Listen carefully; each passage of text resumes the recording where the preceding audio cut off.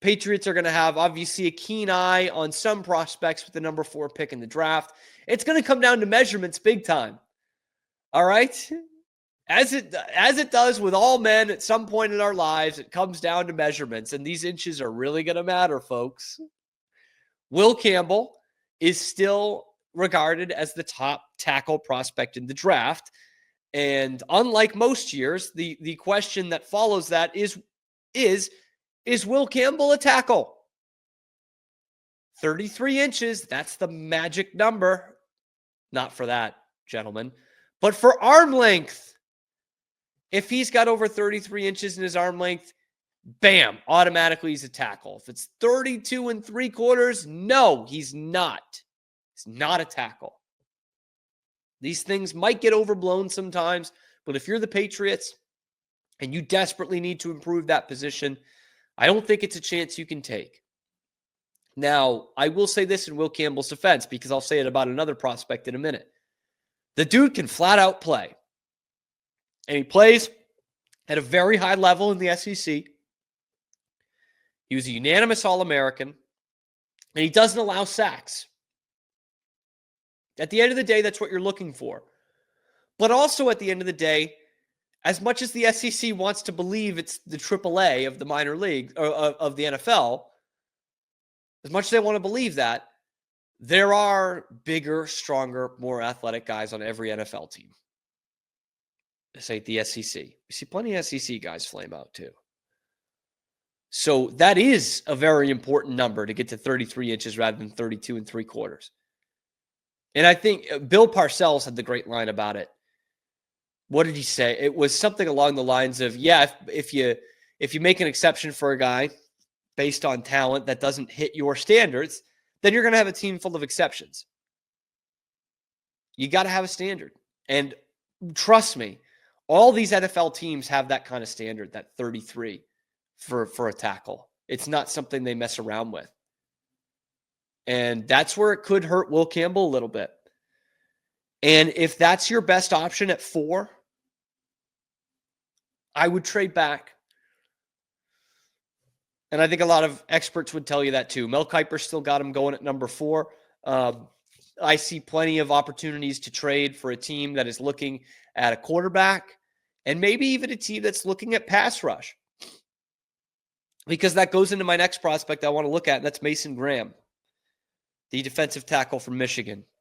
Another guy, a lot like Will Campbell, man, undersized, but just wins his battles and is a damn good defensive tackle. In fact, he was also a unanimous All-American. And I watched the tape of Mason Graham, and I'm like, boy, he's not Abdul Carter, not quite, but the man wreaks havoc. And he plays all 4 downs. Like, I'm in on that. I'm not saying he's the next Vince Wilfork, but he's got some Vince Wilfork in him. Like, he's got some sneaky athleticism, can get after the quarterback a little bit. And obviously a monster in the middle. Wrestling background, he's like the prototypical, just like great wrestler turned football player. And Daniel Jeremiah, the NFL expert, draft expert, had a great quote on him the other day. He said, I hope teams don't overthink Mason Graham because his measurables are not going to be good. But the dude is just a flat out good football player. And he said he never ends up on his back. So you can talk about how undersized he is all you want. If he never ends up on his back, that means it's not too big for him. But I can't be that guy that says don't draft Will Campbell because his arms might be a little bit too short, and then say, well, ignore the measurables for Mason Graham. I think they both have upside. I think they both have tape that pops, which some teams are just going to say, you know what? That's what I really want. A team like San Francisco, bad season last year, 24th in defensive sacks in the entire National Football League, and picking 11th. They could see that and say, you know what? Why don't we get to 4? Maybe it takes an extra team to get in on this trade, but let's get to 4 so we can make sure we get Mason Graham. or someone who might want a quarterback is saying, hey, let's, at 7 or 8, the Jets are at what, 7, I think, maybe 8. Let's move down to 4. Let's get Shedeur Sanders, because Cam Ward's probably going to be the one that's taken off the board. Some combination of Carter, Hunter, and Cam Ward. Let's trade down to 4 to get Shedeur Sanders on the Jets. And then the Patriots are sitting there at 8, and they've got options. Maybe you can take a risk at Will Campbell at 8. Probably not, if you don't deem him good enough at 4. But Kelvin Banks is another tackle that's put in that position. Maybe Mason Graham does drop all the way down to 8. I doubt it. But there are other guys. The corner from Michigan, drawing a total blank on his name. I was just looking at this kid the other day. Jalen Walker, by the way, the linebacker from Georgia, who won the Butkus Award. He's going to be available at 8. By the way, Jets picking at 7. He'd be available at 7. Will Johnson is the cornerback from Michigan. That's one I think that, hey, if you're all in on Travis Hunter, I know he can play 2 positions, and that's why he's such a sexy prospect.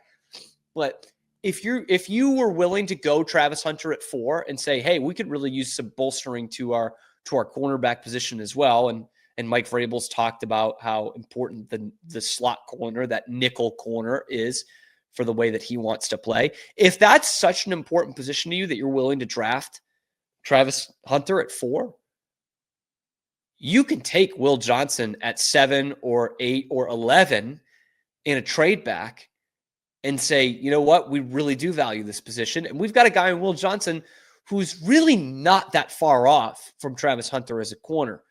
Travis Hunter is still the best corner, but they're not that far apart. All the analysts, all the mock drafts have him as like, yep, Hunter's still the guy, but we're talking percentage points down below in Will Johnson.